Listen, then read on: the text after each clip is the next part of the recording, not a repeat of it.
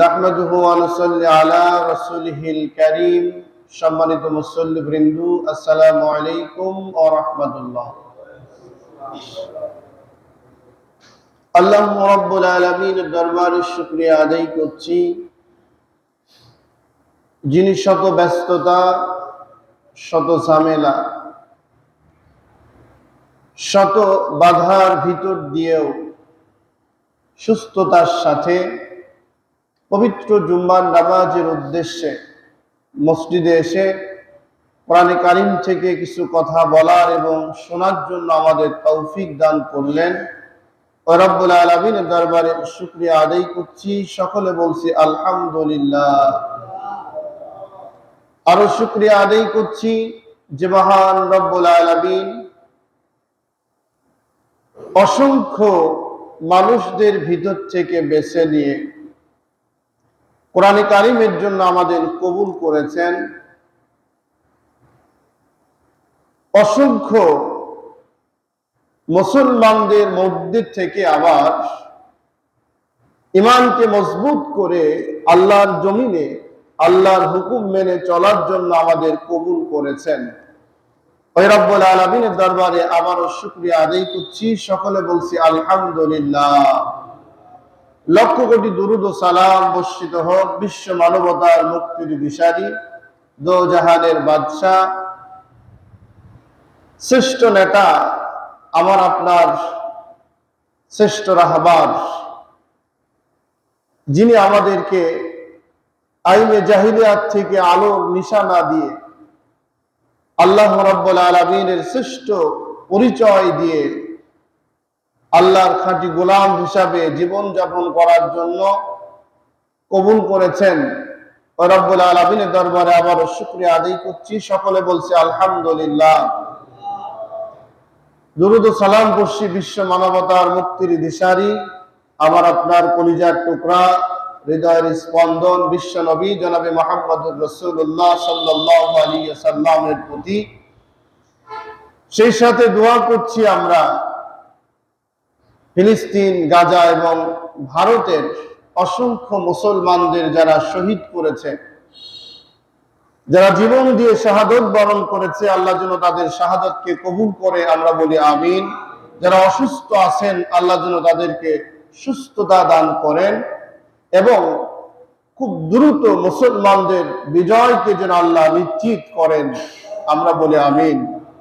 সম্মানিত উপস্থিতি, আজকের যে আলোচনা সূরাতুর সাফফাত থেকে, এই সূরাটি যখন নাজিল হয় বেশিরভাগ মত থেকে ক্লিয়ার, কেউ বলছেন মাদানী, কেউ বলছে মাক্কি, কিন্তু এই সূরাটি মাক্কি যুগে নাজিল হয়েছে তার আলোচনার বিষয় থেকে প্রমাণিত। এই জন্য বেশিরভাগ মুফাসসিরগণ বলছেন সূরাটি হলো মাক্কি জীবনে, অর্থাৎ মক্কাতে নাজিল হয়েছে। প্রেক্ষাপটটা ছিল এমন, আজকে প্রেক্ষাপটের সাথে মিল করুন। আজকে সারা পৃথিবীর মানুষ, যেই সময় মুসলমানদের সংখ্যা ছিল খুবই নগণ্য, নবীজির সঙ্গে 40 থেকে 50 জন সাহাবী মক্কায় অবস্থান করতেছিলেন। এমন প্রেক্ষাপট নিয়ে, এমন একটি সময় নিয়ে এই সূরাটি নাজিল যখন হলো, কাফেররা চরম ঠাট্টা বিদ্রুপ করতে লাগলো। কত দেখলাম আমরা, এত মানুষ, গোটা পৃথিবী চলে একদিকে, আর সামান্য কয়জন মানুষ চলবে একদিকে। কবে বিজয় আসবে, কবে বিজয় হবে? এরপরে কিছু ইমানদার যারা, তাদের মধ্যেও কিছু প্রশ্নবিদ এরকম হয়ে গেল, কবে বিজয় হবে আর কবে এই বিশাল মক্কাবাসী কুরাইশ নেতাদের যে উৎপাত, অস্ত্র শস্ত্র, এদের থেকে আমরা রেহাই পাবো, এ কল্পনা করা যায় না। এমন নানান ভাবে চতুর্দিকে আলোচনা শুরু হলো, যেমনটি এখন আলোচনা আমাদের মুসলমানদের মধ্যেও অনেক জায়গায় বেশি হয়।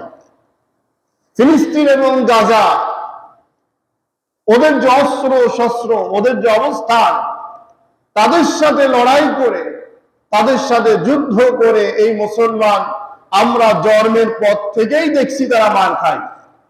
কবে আর দেখবো এই বিজয় হবে, এমন কিছু মানুষ আমরা চিন্তা করছি। কিন্তু বিজয় দেওয়ার মালিক হলো একমাত্র আল্লাহ। কে বলেন? ওই সময় মক্কার কাফেররা রাসূল সাল্লাল্লাহু আলাইহি সাল্লামকে প্রশ্ন করছিলেন, এবং যখন আল্লাহ ওহী নাযিল করে জানালেন, হতাশা, ভীত অবস্থায় চলছিল অনেকে। আল্লাহ রাব্বুল আলামিন বললেন, হে নবী, আপনার কাজ হলো দাওয়াত দেওয়া, দাওয়াতি কাজ করা। আমার কাজ হলো আপনি কখন বিজয় হবেন, কখন বিজয় দিব, সেই কাজটি হলো আমার। এই টেনশন, এই চিন্তা আপনাকে করতে আমি বলি নাই। আপনার দায়িত্ব আপনি চালিয়ে যান। এই কাজ যখন চলতেছিল 15 থেকে 16 বছরের মধ্যে, 15 থেকে 16 বছর পরে মক্কাকে আল্লাহ বিজয় করেছিলেন। সুবহানাল্লাহ। তাহলে হতাশা, দুর্ভাগ্য আর বিপর্যয় হয়ে যদি ওই দিনকে মুসলমান এবং সাহাবীরা নবীজি সহ আন্দোলন থেকে, কার্যক্রম থেকে যদি থেমে যেত, তাহলে মক্কা বিজয় করা সম্ভব হতো না। এই জন্য আল্লাহ রাব্বুল আলামিনের ঘোষণা, এই সূরার মধ্যে দিয়ে আমরাও শিক্ষা গ্রহণ করব এখন থেকে। ফিলিস্তিন এবং গাজা, এরা হলো আমাদের মুসলিম ভাই, এরা মুসলমান। তাদের রক্তের সঙ্গে আমাদের রক্ত, তাদের জীবনের সঙ্গে আমাদের জীবন, তাদের কষ্টের সাথে আমাদের কষ্ট, তাদের সব কিছুর সাথে আমরা ঐক্যবদ্ধভাবে আল্লাহর রশিকে, আল্লাহর জমিনে আমরা মজবুত করে ধরে আমরা অন্তরের অন্তঃস্থল থেকে ঘৃণা এবং প্রতিবাদ জানিয়ে যাব, যতক্ষণ পর্যন্ত আল্লাহ রাব্বুল আলামিন ফিলিস্তিন এবং গাজা, অর্থাৎ আমাদের জেরুজালেমের যেই মসজিদুল আকসা মুসলমানদের দখলে না আসবে, ততক্ষণ পর্যন্ত অন্তত আমরা ইমানদার মুসলমানরা তাদের ইহুদিদের পক্ষে গিয়ে কথা বলে মুসলমানদের বিরুদ্ধে কোনো কথা বলবো না, ইনশাআল্লাহ। সম্মানিত উপস্থিতি, রাসূল সাল্লাল্লাহু আলাইহি সাল্লামের ঘোষণা মোতাবেক এখন আমার দেশের অনেক মানুষ, অনেক নামাজি, অনেক দিনদার ভারতের প্রশংসা করে, ইন্ডিয়ার প্রশংসা করে, হিন্দুদের প্রশংসা করে। আমি গত জুম্মাতে আলোচনায় বলছিলাম, অনেক মুসলমান তাদের দাওয়াতের জন্য অপেক্ষায় থাকে, খায়। ইতিমধ্যে যখন সারা পৃথিবীব্যাপী ফিলিস্তিন এবং গাজা নিয়ে চরম বক্তৃতা হচ্ছে, আন্দোলন হচ্ছে, মিছিল, মিটিং, বিক্ষোভ হচ্ছে, আমাদের ঘরের কোনায়, দেশের পাশেই প্রতিবেশী দেশ ভারত অসংখ্য মুসলমানদের এত নির্যাতনের স্টিম রোলা বাড়িয়ে দিয়েছে, যারা হলো সহ্য করতে পারছে না। আজকে আমরা চুপ হয়ে যাচ্ছি কেন? দেখুন, যুবতী মেয়েকে মার সামনে, বাবার সামনে তুলে নিয়ে গিয়ে ধর্ষণ করছে, মসজিদ গুলা ভেঙে দিচ্ছে, মাদ্রাসা ভেঙে দিচ্ছে। ইতিমধ্যে আপনারা জানেন, হয়তো বা পেপার পত্রিকায় দেখছেন, 170টি মাদ্রাসাকে বন্ধ করার ঘোষণা দিয়েছেন এই মোদির বাচ্চা, হিন্দুস্তানের এই কাফেরের বাচ্চা শয়তান। কিসের বন্ধু আমাদের? মুসলমানদের কেন বন্ধ হবে তারা? 170টা এই মাদ্রাসার জমির যে দলিল পাতিগুলাকে বাতিল করে দিয়েছেন, এবং অসংখ্য মসজিদ গুলাকে তারা ভেঙে চুরে তছনছ করে দিচ্ছে এখন পর্যন্ত। এই হিন্দুস্তান, রাসূলের ঘোষণা মোতাবেক আল্লাহ রাব্বুল আলামিনের হাবিব বলেন, কিয়ামতের পূর্ব মুহূর্তে মুসলমানদের সাথে তাদের যুদ্ধ হবে। সম্ভব যদি হয় মুসলমান, তোমরা সেই যুদ্ধে অংশগ্রহণ করবে। তোমরা যদি এমন যদি পরিবেশ আসে, হাবু গেড়ে দিয়ে হলেও তোমরা সেই যুদ্ধে অংশগ্রহণ করে কাফেরদের বিরুদ্ধে, হিন্দুস্তানের বিরুদ্ধে তোমরা অবস্থান নিলে কি হবে? আল্লাহ রাব্বুল আলামিনের ঘোষণা, বদরের প্রান্তে লড়াই করতে গিয়ে যারা শাহাদাত বরণ করেছিল, আল্লাহ রাব্বুল আলামিনের হাবিব বলেন ওই পরিমাণ মর্যাদা, সওয়াব এবং ওই পরিমাণ মর্যাদা দিয়ে কাল কিয়ামতের ময়দানে আল্লাহ রাব্বুল আলামিন ওই মুসলমানদের কাল কিয়ামতের ময়দানে উঠাবেন। সুবহানাল্লাহ। এই ঘোষণা আজকে প্রমাণ করে আজকে এখন পর্যন্ত আবার মুসলমান মা বোনদেরকে এই নবীর বাচ্চা যেইভাবে নির্যাতন করছে, আজ হোক কাল হোক এই ভারতকে আল্লাহ রাব্বুল আলামিন গোটা পৃথিবীর মানচিত্র থেকে তছনছ করে দিবেন ইনশাআল্লাহ। সম্মানিত মুসলমান, আমরা শুধুমাত্র ভারত ইসরায়েলের পণ্যগুলোকে বয়কট করার জন্য আমরা আন্দোলন করছি, বিভিন্ন কথাবার্তা বলেছি, সেই সাথে আমাদের ঐক্যবদ্ধ হওয়া দরকার। ভারত থেকে আমাদের সরে আসা দরকার। ভারত কিয়ামত পর্যন্ত কোন মুসলমানের বন্ধু তারা হতে পারে না। ভাইরা, সংখ্যায় আপনি কয়জন এটা আল্লাহর দেখার বিষয় নয়। সাহাবীর সাথে ছিল 40 থেকে 50 জন, অথচ মক্কা বিজয় করতে আল্লাহ রাব্বুল আলামিন কয় সেকেন্ড সময় লাগবে আল্লাহর বলেন? সময় লাগার দরকার বলেন? ইল্লা কলিল। আল্লাহ বলবেন কুন ফায়াকুন, হয়ে যা। এই সময় আল্লাহ রাসূল সাল্লাল্লাহু আলাইহি ওয়াসাল্লাম কষ্ট করছেন, সাহাবীরা কষ্ট করছেন, আল্লাহ নীরব বসে বসে দেখছেন, কিচ্ছু করলেন না। কিন্তু তা নয়, আল্লাহ সময় নিয়েছেন যাতে করে কাফেররা সংশোধন হতে পারে, ফিরে আসতে পারে। আল্লাহ সময় নিয়েছিলেন। এখানে যারা বসে আছেন অনেকে, আমরা তো বুদ্ধির পর থেকেই দেখছি ফিলিস্তিন এবং গাজার উপরে ইসরায়েলের আক্রমণ।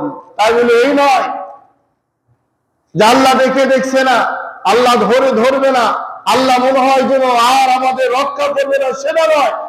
কারণ হলো আমরা যারা মুসলমান সারা পৃথিবীর মধ্যে এখন 250 কোটির বেশি অবস্থান করছি, এই 250 কোটির বেশি মুসলমান আমরা এখন পর্যন্ত একমত হতে পারি নাই।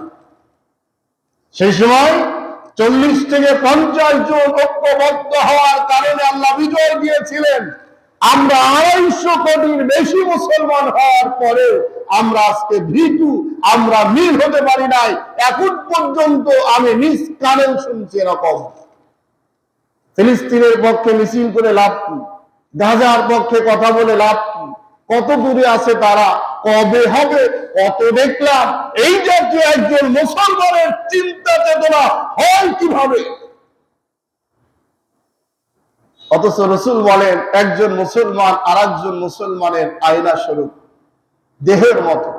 আপনার শরীরে যদি আঘাত লাগে, পুরা শরীর যেমন ব্যথিত হয়ে যায়, একজন মুসলমান সারা পৃথিবীর যে প্রান্তেই হোক না কেন, আহত যদি হয় কাফেরদের হাতে, অমুসলিমদের হাতে, আপনার শরীরটা ব্যথিত হয়ে যাবে। এই জন্য এই সূরাটা নাজিল হয়েছিল সেই সময়। আল্লাহ রাব্বুল আলামিন নাজিল করে আমাদেরকে সতর্ক করেছেন। একদিকে হলো মজবুত হতে বলেছেন, ঈমানের বলে বলিয়ান হতে বলেছেন। অপরদিকে কাফেরদের ধ্বংস, কাফেরদের পতন এটা নিশ্চিত হবে এই সূরার মধ্যে দিয়ে ফুটিয়ে তুলেছেন আল্লাহ রাব্বুল আলামিন। এখন বলুন, আমরা যারা মুসলমান আছি, আমরা তো সেই মুসলমান যেই মুসলমান বদর প্রান্তে লড়াই করে জয়ী হয়েছিল। আমরা তো সেই মুসলমান যেই মুসলমান মক্কাতে কাফেরদেরকে ধ্বংস করে মুসলমানরা কালেমার পতাকা উড্ডীন করেছিল। আমরা তো সেই জাতি, আমরা সেই মুসলমান। হতে পারে আমাদের মত পার্থক্য থাকতে পারে, কিন্তু জায়গায় তো আমরা এক, ঠিক কিনা বলেন? তাহলে আমরা বিজয় হব না, এই চিন্তা চেতনা আসে কিভাবে মাথায়? আজ হোক কাল হোক এই মুসলমান বিজয় হবে ইনশাআল্লাহ। বলুন ইনশাআল্লাহ। বিজয় যদি হয়, এতে কি আমাদের কারো কষ্ট হবে? আমরা নিশ্চিত আল্লাহর কাছে দোয়া করি, আল্লাহ তুমি আমাদেরকে বিজয় নিশ্চিত করে দাও। আমাদের মৃত্যু আসা আগ মুহূর্তে যেন আমরা সচক্ষে দেখতে পারি যে আল্লাহ গোটা পৃথিবীর মুসলমান আর নির্যাতিত নাই। কাবা, আমাদের জেরুজালেম, ফিলিস্তিন, গাজা এবং ভারত ধ্বংস হয়ে আমাদের চোখের সামনে মুসলমানরা কালেমার পতাকা উড্ডীন করছে, এটা যেন আমরা দেখে মৃত্যুবরণ করতে পারি। আল্লাহ যেন কবুল করে, বলেন আমিন। সম্মানিত উপস্থিতি, এই সূরাটির মধ্যে দিয়ে আল্লাহ রাব্বুল আলামিন জানিয়ে দিলেন এবং কয়েকটি কসম করছেন আল্লাহ রাব্বুল আলামিন। আল্লাহ কসম করলেন কেন? আমার আপনার মতো দুর্বল ঈমানদারদের বুঝানোর জন্য। আমরা তো বুঝি না, আমরা এই শুনি, এই আবার ভুলে যাই, উল্টা হয়ে যায়। আল্লাহ বললেন আমি তোমাদের কসম করে বলছি। কিভাবে? আল্লাহ রাব্বুল আলামিন বলেন অস-সাফফাতি সাফফা ফাজ-জাজিরাতি জাজরা। আল্লাহ রাব্বুল আলামিন বলেন, ও দুনিয়ার মানুষ তোমরা শোনো, কাতার বেঁধে, কাতারবদ্ধ হয়ে সারি বেঁধে যেই ফেরেশতারা অবস্থান করে, আমি রব্বুল আলামিন ওই ফেরেশতাদের কসম করে বলতেছি, এই দুনিয়ায় মুসলমানদের বিজয় আমি আল্লাহ দান করে দিব। এরপরে আমাদের চিন্তা কেন আর টেনশন কেন? আল্লাহ নিজে বলছেন আমি বিজয় দিব মুসলমানদের। কিন্তু বিজয়টা হবে কিভাবে? ইমানের জজবা, ইমান মজবুত হওয়ার মাধ্যম দিয়ে। আমার আপনার ইমানকে মজবুত করতে হবে। এরপর আল্লাহ রাব্বুল আলামিন বলেন, তারপরে হলো যারা ধমক ও অভিশাপ দেয় তাদের কসম, যারা হলো এই দুনিয়ার মধ্যে আল্লাহ রাব্বুল আলামিন ফেরেশতাদের কসম করলেন এবং তাদের কসম করলেন যারা হলো অভিশাপ্ত, যারা হলো অভিশাপ্ত নিয়ে জীবন যাপন করে। এক শ্রেণীর মানুষ এমন রয়েছে যারা হলো জানে যে আল্লাহর বিধান, এটা আল্লাহর হুকুম, এটা আল্লাহর কোরআন, এটা আল্লাহর ধ্বনি, জানার পরেও বোঝার পরেও যেই মানুষগুলা কোরআন মানে না, ইসলাম মানে না, আল্লাহর বিধান মানে না, আল্লাহর হুকুম মানে না, এই মানুষগুলো হলো আল্লাহ রাব্বুল আলামিনের পক্ষ থেকে অভিশপ্ত, গজব। এখন চিন্তা করে দেখুন, আমার আপনার মধ্যে এমন অসংখ্য লোক আছে না নাই? আছে না বলেন? অসংখ্য মানুষ যারা হলো, যে মানুষগুলো হলো অভিশপ্ত হওয়ার পরেও জানে আল্লাহ আমার প্রতি অসন্তুষ্ট হয়েছেন, আমার কার্যক্রম আল্লাহ পছন্দ করেন না, এরপরে ওই কাজ ওই মানুষকে বেশি করে। কেন করে? কেন করে? ওনার প্রশ্ন যদি করেন যে ভাই তুমি আল্লাহর জমিনে আসছো, আল্লাহর হুকুম মানবে, আল্লাহর নিয়ামত খাচ্ছ, আল্লাহর সব কিছুতে তুমি পরিপূর্ণ হয়ে আছো, ওই আল্লাহকে তুমি বুড়া আঙ্গুল দেখাও কেন? দেখেন উনি বলতে পারবে না। কারণ হলো কি, করোনা ভাইরাস যখন বাংলাদেশে আসলো, করোনা ভাইরাস আসার কারণে অক্সিজেনের যে দাম, মূল্য, এটা কি জিনিস ওই সময় আমরা অনুভব করতে পারলাম। অক্সিজেন কারে বলে? যে মানুষটিকে অক্সিজেনের প্রয়োজন হয়েছিল, একটা বোতল অক্সিজেনের দাম কত ওই মানুষটা জিজ্ঞাসা করলে বুঝবে। 1 থেকে 1.5 ঘন্টা এক বোতল অক্সিজেন শেষ হয়ে যায়। এমন অক্সিজেন প্রতিনিয়ত, এটা তো কৃত্রিম। আল্লাহ বাস্তব অক্সিজেন দিয়ে আমার আপনার মতো মানুষকে 100 বছর, 70 বছর, 80 বছর, 150 বছর পর্যন্ত বাঁচিয়ে রাখছেন। কোনদিন অক্সিজেনের বোতল শেষ হয় নাই। ঠিক না বলেন? শেষ হয়েছে বলেন? শেষ হয়নি। আল্লাহর হুকুম অমান্য করেন কিভাবে? আল্লাহর গুলামি থেকে বেরিয়ে যান কিভাবে? আল্লাহ রাব্বুল আলামিন আরো বলেন, فَبِأَيِّ آلَاءِ رَبِّكُمَا تُكَذِّبَانِ। বান্দা, আমি যত নিয়ামত তোমাকে দান করেছি, প্রত্যেকটা নিয়ামত সম্পর্কে গবেষণা করো, আলোচনা করো। আলোচনা করার পরে আমি আল্লাহর নিয়ামত যদি তোমার ভালো না লাগে, আমার নিয়ামত থেকে তুমি বেরিয়ে যাও, এতে আমি আল্লাহর সামান্য পরিমাণ কোনো কষ্ট হবে না। আমার ভাইয়েরা, এই যে চোখের যে জ্যোতি, যেই জ্যোতিটা আল্লাহ দিলেন, অনেক মানুষ এমন রয়েছে 100 বছর বয়সের পরেও ভালো দেখতে পায়, চোখের কোনো সমস্যা নাই। কিন্তু আবার 2 থেকে 2.5 বছর বয়স সন্তান, ছোট্ট মানুষ, ভালো চোখে দেখে না, চশমা ব্যতীত। এই চশমার সাপোর্ট নেওয়া লাগে।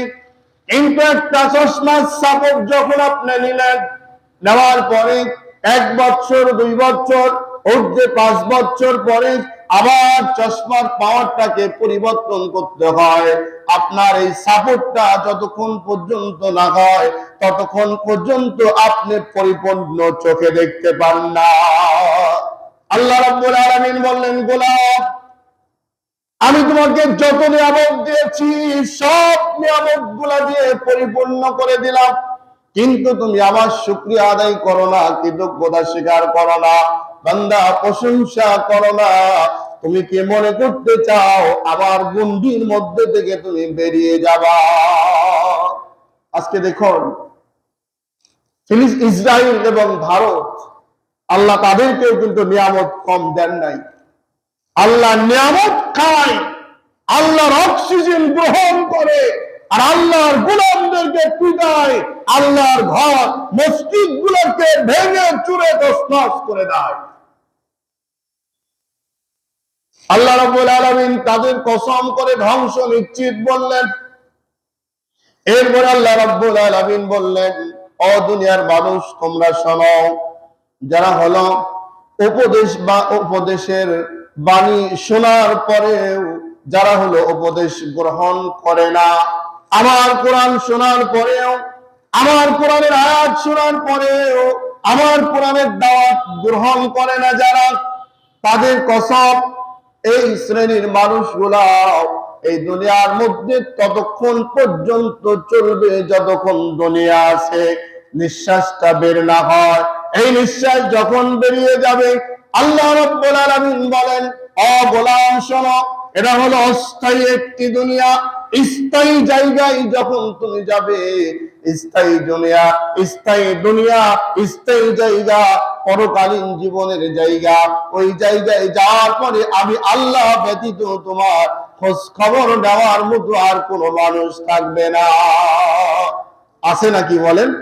দুনিয়াতে একটু বাহাদুরি দেখায়, ক্ষণিকের জন্য তাও, কিন্তু ওই জায়গায় কেউ নাই।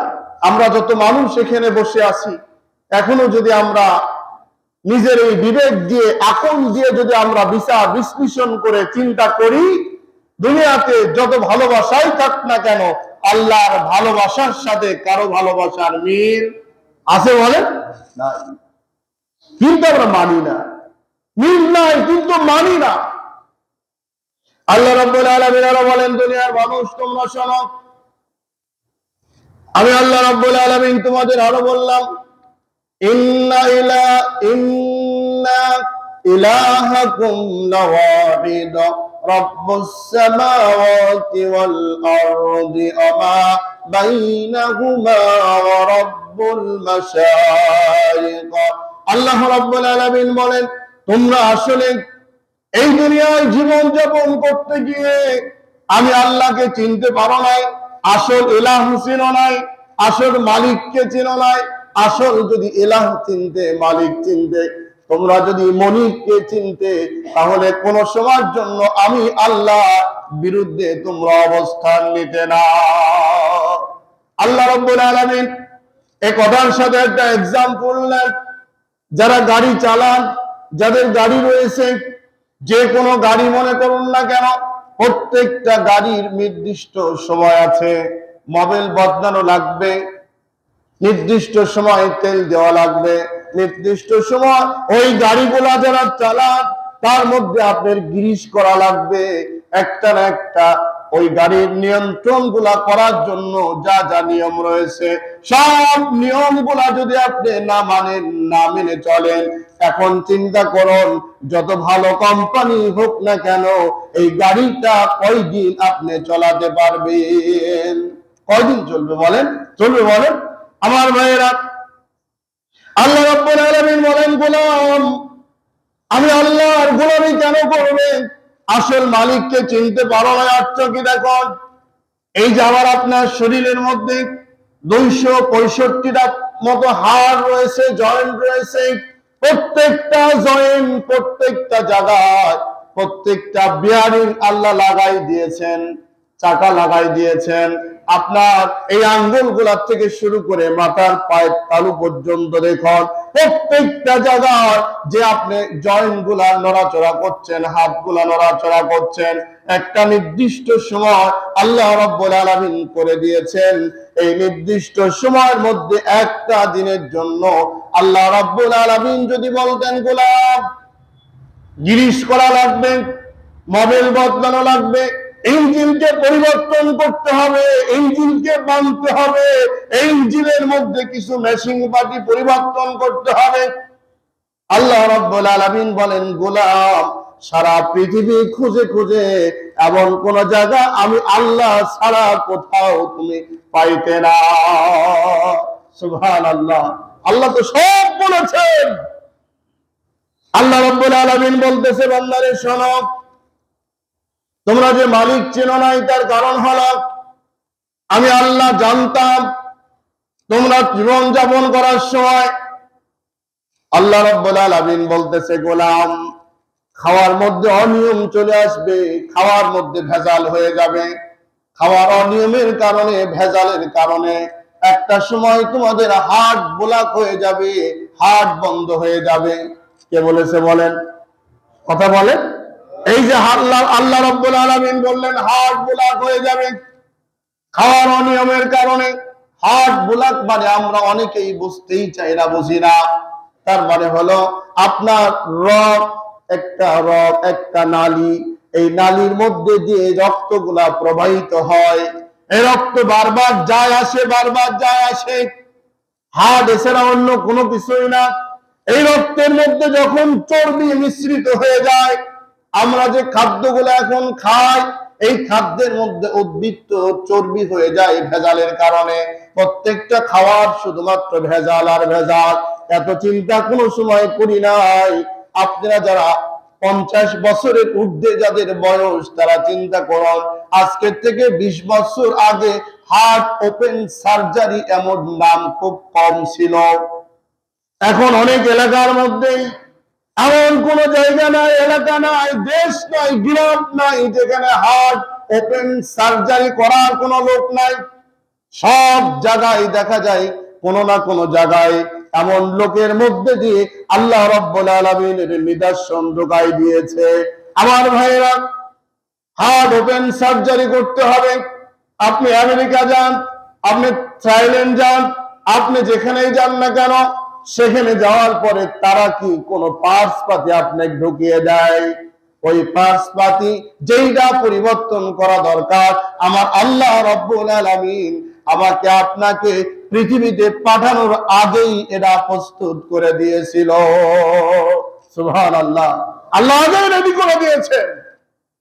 সেটা হলো এই ঘাট থেকে আপনি যে মেরুদণ্ড পাশ দিয়ে যে রোগের মাধ্যম দিয়ে আপনি পরিচালনা হচ্ছেন, চলছেন, আসল যে রগটা এইভাবে দেওয়া আছে ওই রগটা যখন বন্ধ হয়ে গেল, অচল হয়ে গেল, আল্লাহ রাব্বুল আলামিন ভিতরে আবার উদ্বৃত্ত এক্সট্রা রেখে দিয়েছেন যাতে করে আমার গোলাম কোন সময় এই ওপেন হার্ট সার্জারি করতেই যদি হয় তাহলে যেন দুনিয়ার কোন মানুষের কাছে ভিক্ষুকের মতো হাত পেতে থাকা না লাগে। তখন আমেরিকা বলবে, ইসরায়েল বলবে, রাশিয়া বলবে, ভারতের শয়তান গুলো তখন বলবে আল্লাহ সৃষ্টি করেছিল, ব্যর্থ হয়েছে, আমরা না থাকলে তোমার মতো মানুষ চলতে পারতে না। এমন যেন কোন ইহুদি শয়তান কোন মানুষ যেন বলতে না পারে। সেই জন্য আমি রব্বুল আলামিন আগেই তোমার ভিতরে প্রস্তুত করে রেখে দিয়েছি। সুবহানাল্লাহ বলুন।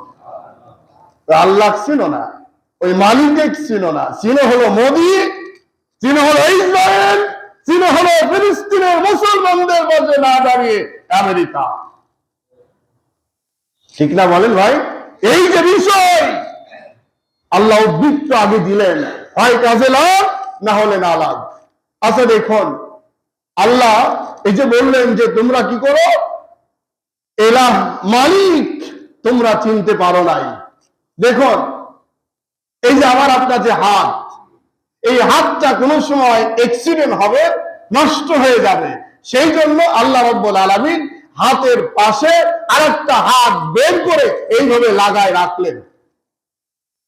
মনে করুন লাগায় রাখলেন। আবার বাস্তবেই দেখুন, অনেক ভাইয়ের এই বুড়া আঙ্গুলের পাশ দিয়ে একটা বুড়া আঙ্গুল বাড়ায়, দেখছেন কিনা ভাই?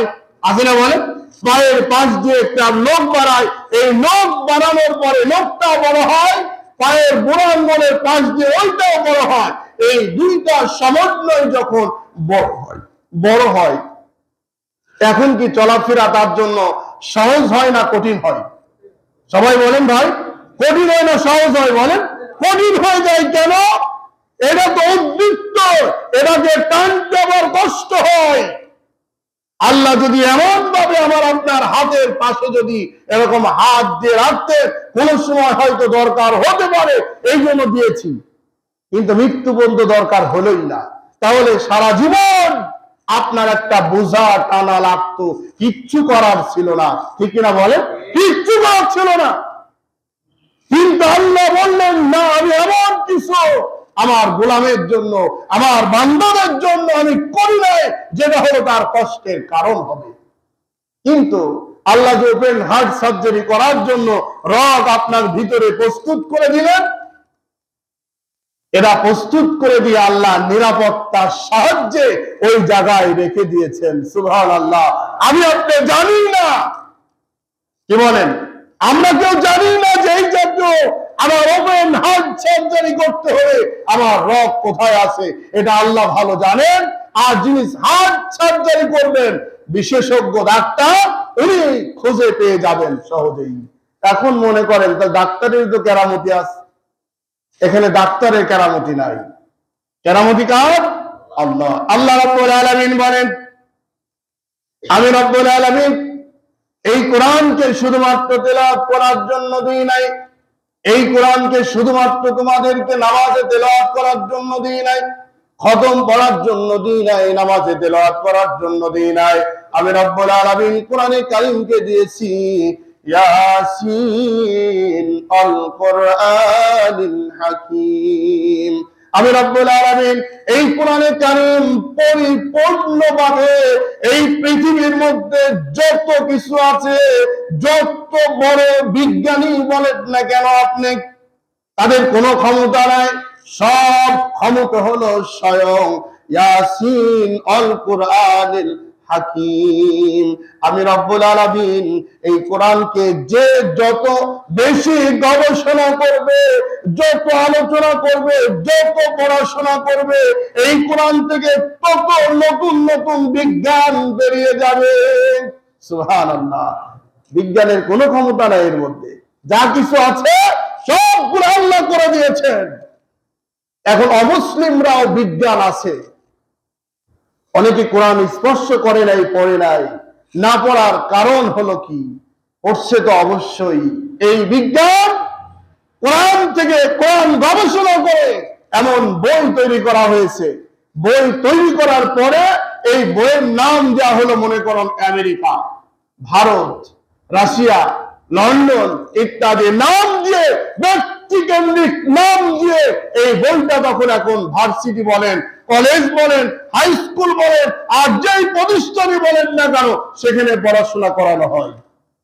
কিন্তু আসল যে বইটা তৈরি করা হলো, কি গবেষণা করে তৈরি করা হলো বলেন? কোরআন গবেষণা করে বই তৈরি করা হলো। তাহলে সব কিছুর পিছনে যার অবদান সেটা হলো কোরআন। এই জন্য আল্লাহ রাব্বুল আলামিন বলতেছেন, আমি উদ্বৃত্ত দিয়েছি যাতে কোনো কষ্ট না হয়। এরপরেও আমার স্বচক্ষে দেখা আপনাদের এখানে এরকম বেঈমান কিছু মানুষ আছে, ওপেন হার্ট সার্জারি করছে, কয়েকদিন খুব আল্লাহ আল্লাহ আল্লাহ করছে, এরপরে দেখা গেল সে আবার মদখোর, আবার মদ খায়, আল্লাহর বিরুদ্ধে চলে, আল্লাহর বিরুদ্ধে অবস্থান নেয়, ইসলামী আন্দোলনের বিরুদ্ধে কথা বলে, কোরআনের বিরুদ্ধে কথা বলে, আল্লাহর বিরুদ্ধে অবস্থান নেয়। এই বেঈমান মুরতাদ এমন পৃথিবীর মধ্যে লোক আছে না নাই বলেন? কি শিক্ষা গ্রহণ করলে তুমি? তোমাকে আল্লাহ এত কিছু দিলেন, ওপেন হার্ট সার্জারি মানে আবার নতুন জীবন, পুনরায় নতুন জীবন গঠন করলো, এরপরেও আল্লাহকে ভুলে যায়, আল্লাহকে বুলন্দল দেখায়। এই জন্য আল্লাহ বললেন, আসল ইলাহ থেকে তোমরা বঞ্চিত হয়েছ, শিক্ষা গ্রহণ করো না। সম্মানিত উপস্থিতি, আলোচনার মূল বিষয় যেটা ছিল আমার, সেটা হলো আজকে ফিলিস্তিন এবং গাজা, সেই সাথে ভারত লেগেছে মুসলমানদের পিছনে, মুসলমানদের নির্মূল করতে চাই, ধ্বংস করতে চাই, গোটা পৃথিবীর মানুষদেরকে জানিয়ে দিতে চাই ইহুদিরা যে মুসলমানরা আমাদের ক্যাপচারে চলে আসুক। তাদের অপরাধ কি? তাদের অন্যায় কি? অপরাধ হলো ইন্নাল্লাযীনা ফাতানুল মুমিনিনা ওয়াল মুমিনাত সুম্মা লাম ইয়াতাওবু ফালাহুম আযাবু জাহান্নাম। ওরা এমন একটি আল্লাহর প্রতিবাদ নিয়ে আসছে যে আল্লাহকে ছাড়া কোন মোদির বাচ্চাকে বিশ্বাস করে না, না করার কারণে মুসলমানদেরকে আজকে জুলুম, নির্যাতন কষ্ট সহ্য করতে হচ্ছে। কিন্তু আল্লাহ বলছেন মক্কার ইতিহাস থেকে, যখন সাহাবী ছিল 40 থেকে 50 জন, কয়জন বলেন? সবাই বলেন কয়জন?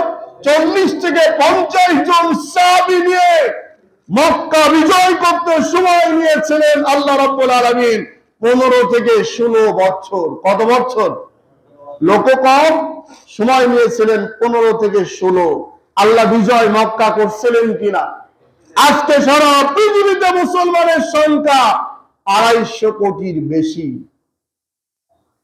কিন্তু হিসাব করলে দেখা যায় আল্লাহ সময় নিচ্ছেন আমার আপনার কারণে। আমার আপনার মিল নাই, আমার আপনার ইমান দুর্বল, আমরা এত দেখার পরে ভুলে যাই। ওই যে আল্লাহ বললেন ওপেন হার্ট সার্জারি করে আসার পরেও আল্লাহর গোলামি করে না, দাসত্ব করে না, হুকুম মানে না, এমন সংখ্যক বড় বড় রোগ থেকে, অসুখ থেকে পরিবর্তন হওয়ার পরে আল্লাহকে ভুলে যায়, এমন মুসলমান আছে না নাই? এদের কারণে এই জাতীয় হতভাগ্য ইমানদারদের কারণে আল্লাহ সময় নিচ্ছে। তবে নিশ্চিত এই পৃথিবীর মুসলমানদের বিজয় হবে ইনশাআল্লাহ। কে বলেছেন? বিজয় হবে। আজ হোক কাল হোক মুসলমানদের হাতে কালেমার পতাকা উড্ডীন হবে, মুসলমানরা জোর কণ্ঠে কথা বলবে, মসজিদুল আকসা ফিরে পাবে, ভারতবর্ষকে ভেঙে চুরে তছনছ করে ভারতের জায়গাকে কোরআনের রাজধানী করে প্রতিষ্ঠিত করে ফেলবে ইনশাআল্লাহ। সেই সময় বেশি দূরে নয়, খুব নিকটে চলে আসছে। এই জন্য ভাইয়েরা, সম্মানিত মুসলমান বৃন্দ, আসুন এখন পর্যন্ত আমাদের যে ভুল ধারণাগুলো আছে এইগুলাকে পরিহার করুন। আপনার শ্যামাকে আপনি লাথি দিয়েন না, পা উঁচা করলে ওই শ্যামা আপনার গায়ে লাগবে। আপনি এক মুসলমান আর এক মুসলমানের বিরুদ্ধে যখন কথা বলতে যান তখন ওই কথা আপনার গায়ে কিন্তু আগে লাগে। এই জন্য আমরা আল্লাহর কাছে দোয়া করি, আমার মুসলমান ভাই বোন যারা, গতকালকের নিউজ দেখুন, এই যে মাদ্রাসাগুলা শুধু বন্ধই করছে না, প্রতিনিয়ত ভারতের প্রশাসন গুলা ওইদিকে ইসরায়েল হাইলাইট হওয়ার কারণে মুসলমানরা ভারত থেকে পিস মনে করছে এরা অনেক ভালো হয়েছে, কিন্তু না, এত ভালো হওয়ার জাত না, ভালো হবে না। কারণ আমেরিকার কথা উল্লেখ করে নাই, রাশিয়ার কথা উল্লেখ করে নাই, রাসূল সাল্লাল্লাহু আলাইহি সাল্লামের জবান দিয়ে উল্লেখ করছে, হিন্দুস্তানের বিরুদ্ধে মুসলমানদের যুদ্ধ হবে, এই ঘোষণা দিয়েছে। আর সেই ভারত মুসলমানদের আজকে তিলে তিলে শেষ করে ফেলছে। আর একটা উত্তম দৃষ্টান্ত আপনারা দেখুন, যে সরকারি আসুক না কেন, আজকে মুরব্বী যারা, দাদা নানারা বা এখানেও 2-4 জন মুরব্বী যারা আছেন বলতেন, পদ্মা নদীর গর্জনে আওয়াজে ঘুম ভেঙে যেত, বোঝা যেত পদ্মা নদীর এখন পানির গর্জন হচ্ছে। আজকে সেই পদ্মা নদীকে ভারতের বাঁধ বন্ধ করে দিয়ে ফুটবলের মাঠ বানিয়েছে। আজকে পুরা নদী শুকনা। কিসের বন্ধু তারা আমাদের? কিসের আমাদের আপনজন? বাংলাদেশে এখন পর্যন্ত এত মুসলমানকে নির্যাতন করার পরেও প্রতিবাদমূলক একটি মন্দির মুসলমান ভাঙে নাই, একটা মুসলমান হিন্দুদের মেয়েদেরকে তসহিন করে নাই, নির্যাতন করে নাই। সত্য কিনা বলেন? কারণ হলো কি? এই মুসলমান হলো শান্তিপ্রিয় মুসলমান। আল্লাহর বিধান মানে, সিনার মধ্যে আছে আল্লাহর ভয়। আল্লাহ নিষেধ করেছেন, রাসূল সাল্লাল্লাহু আলাইহি সাল্লাম নিষেধ করেছেন। সেই জন্য কিন্তু ধৈর্যের একটা বাঁধ থাকে। ধৈর্য যখন হারিয়ে যাবে, সময় যখন চলে আসবে, এই ছাড় কেউ তখন পাবে না ইনশাআল্লাহ। আসল আমরা শিক্ষা গ্রহণ করে এই সূরা থেকে আমরা এক ইলাহকে চিনি, মালিককে চিনি, আমাদের আল্লাহকে চিনি, আল্লাহর বিধানটা মেনে চলার সিদ্ধান্ত গ্রহণ করি। আল্লাহ যেন আমাদের সবাইকে তৌফিক দান করে, বলেন আমিন। আল্লাহ যেন আমাদের ভুল ভ্রান্তিগুলোকে ক্ষমা করে দেয়, বলেন আমিন। ঈমানের বলে বলিয়ান হয়ে রাসূলের ঘোষণা মোতাবেক বদরের প্রান্তের সেই সমকক্ষ যেই জিহাদটি শুরু হবে, মুসলমানদের বিজয় দেখে যেন আমরা মৃত্যুবরণ করতে পারি, আল্লাহ তৌফিক দান করে, বলেন আমিন। ওয়া আখিরু দাওয়ানা আলহামদুলিল্লাহি রাব্বিল আলামিন।